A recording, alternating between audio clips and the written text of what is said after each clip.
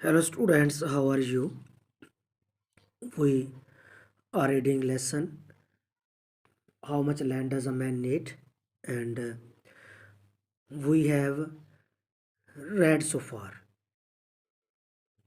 अब तक ਅਸੀਂ पढ़ चुके हैं. Let's start.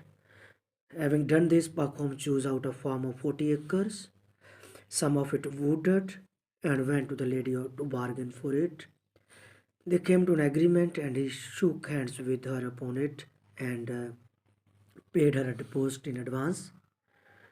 Then they went to town and signed the deeds, he paying half the price down and undertaking to pay the remainder within 2 years. So now Pakhom had land of his own. He borrowed seeds and sowed them on the land he had bought. The harvest was a good one, and within a year he had managed to pay off the debts, both of the lady and to his brother-in-law. So he became a landowner, plowing and sowing his own land, making hay on his own land, cutting his own trees and feeding his cattle and on his own pasture.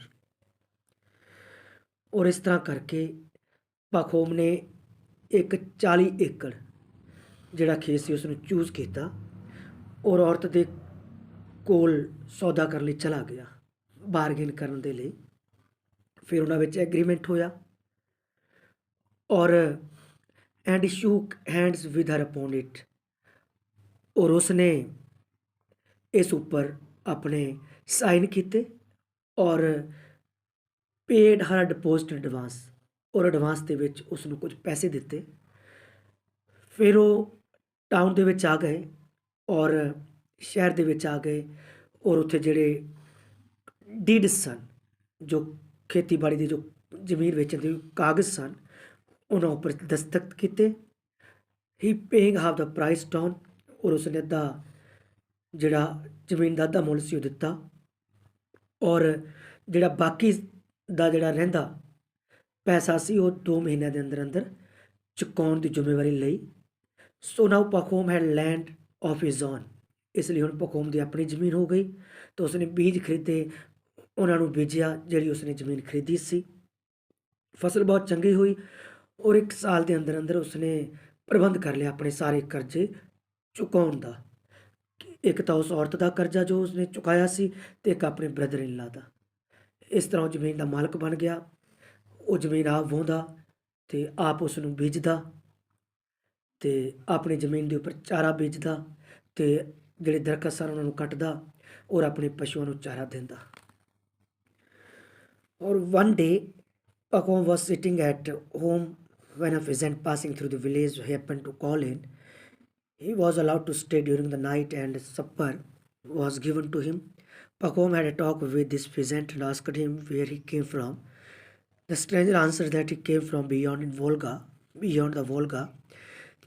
He had been working. One word led to another, and the man went on to say that many people were settling in those parts. The land was so good, he said, that the rice on it grew as high as a horse, so thick that 5 cuts of a sickle made a sheaf. One peasant, he said, had brought nothing with him but his bare hands, and now he had 6 horses and 2 cows of his own.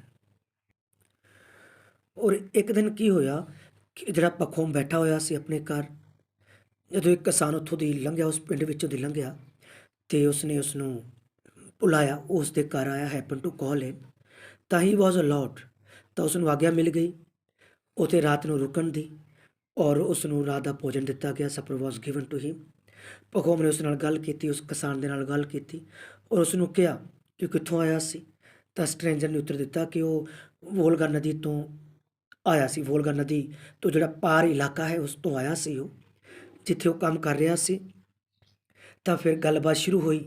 And the man ਵੈਂਟ on to say, ਤਾਂ ਆਦਮੀ ਨੇ ਕਹਿਣਾ ਜਾਰੀ ਰੱਖਿਆ ਕਿ ਜਿਹੜੇ ਬਹੁਤ ਸਾਰੇ ਲੋਕ ਨੇ ਉਹਨਾਂ ਹਿੱਸਿਆਂ ਵਿੱਚ ਜਾ ਵਸ ਚੁੱਕੇ ਹਨ ਔਰ ਉੱਥੇ ਜ਼ਮੀਨ ਬੜੀ ਚੰਗੀ ਹੈ। ਉਸਨੇ ਕਿਹਾ ਅਤੇ ਉੱਥੇ ਜੇ ਰਾਈ ਦਾ ਇੱਕ ਬੀਜ, ਇੱਕ ਛੋਟਾ ਜਿਹਾ ਬੀਜ ਜੇ ਬੀਜਿਆ ਜਾਵੇ ਤਾਂ ਉਹ ਇੱਕ ਘੋੜੇ ਜਿੱਡਾ ਉੱਚਾ ਹੋ ਜਾਂਦਾ ਹੈ ਔਰ ਉਹ ਇੰਨਾ ਜ਼ਿਆਦਾ ਥਿਕ ਹੋ ਜਾਂਦਾ ਹੈ ਕਿ that 5 cuts of sickle, ਕਿ ਸਿੱਕਲ ਦੇ ਨਾਲ ਮਤਲਬ ਦਾਤਰੀ ਦੇ ਨਾਲ ਜਿਹੜੇ 5 ਕੱਟਸ ਨੇ ਤਾਂ ਉਹਨਾਂ ਦਾ ਇੱਕ ਥੱਬਾ ਬਣ ਸਕਦਾ ਹੈ। ਤਾਂ ਇੱਕ ਕਿਸਾਨ ਨੇ ਉਸ ਨੂੰ ਕਿਹਾ, ਵਨ ਫਿਜ਼ੈਂਟ ਹੀ ਸੈਡ, ਉਸਨੇ ਕਿਹਾ ਵੀ ਇੱਕ ਕਿਸਾਨ ਹੈਡ ਬ੍ਰੌਟ ਨਥਿੰਗ, ਜਿਸ ਕੋਲ ਕੁਝ ਵੀ ਨਹੀਂ ਸੀ। ਜਦੋਂ ਉੱਥੇ ਆਇਆ ਸੀ ਤਾਂ ਉਸ ਕੋਲ ਕੁਝ ਵੀ ਨਹੀਂ ਸੀ, ਉਹ ਬਿਲਕੁਲ ਬੇਰ ਹੈਂਡ ਸੀ, ਬਿਲਕੁਲ ਉਸ ਕੋਲ ਕੁਝ ਨਹੀਂ ਸੀ। ਔਰ ਹੁਣ ਉਸ ਕੋਲ 6 ਘੋੜੇ ਹਨ ਤੇ 2 ਆਪਣੀਆਂ ਗਊਆਂ ਹਨ। ਪਾਖੋਮਸ ਹਾਰਟ kindled ਵਿਦ ਡਿਜ਼ਾਇਰ, ਜਿਹੜਾ ਪਾਖੋਮ ਦਾ ਦਿਲ ਸੀ ਉਹ ਇੱਛਾ ਦੇ ਨਾਲ ਜਾਗ ਉੱਠਿਆ। ਇਹ ਤਾਂ ਉਸਨੇ ਸੋਚਿਆ, ਵਾਈ ਸ਼ੁਡ ਆਈ ਸਫਰ ਇਨ ਦਿਸ ਨੈਰੋ ਹੋਲ, ਵੀ ਉਸਨੇ ਕੀ ਸੋਚਿਆ ਵੀ ਇੰਨੀ ਉਹ ਤੰਗ ਜ਼ਮੀਨ ਦੇ ਵਿੱਚ ਕਿਉਂ ਕਸ਼ਟ ਉਠਾਉਂਦਾ ਹੈ। ਇਹ one can live so well elsewhere, ਤਾਂ ਉਹ ਕਿਤੇ ਹੋਰ ਜਾ ਕੇ ਵੀ ਆਪਣਾ ਗੁਜ਼ਾਰਾ ਕਰ ਸਕਦਾ ਹੈ।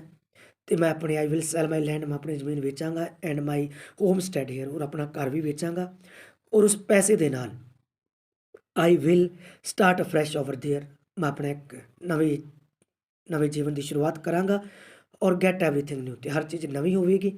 ਸੋ this crowded place one is always having trouble, ਔਰ ਇਸ ਕਰਾਊਡਡ ਪਲੇਸ ਦੇ ਵਿੱਚ ਹਮੇਸ਼ਾ ਬਹੁਤ ਸਾਰੀਆਂ ਪਰੇਸ਼ਾਨੀਆਂ ਆਉਂਦੀਆਂ ਨੇ। But I must first go and find out all about in my self, ਪਹਿਲਾਂ ਮੈਂ ਖੁਦ ਉੱਥੇ ਜਾਵਾਂਗਾ ਔਰ ਇਸ ਬਾਰੇ ਪਤਾ ਕਰਾਂਗਾ। ਥੈਂਕਸ।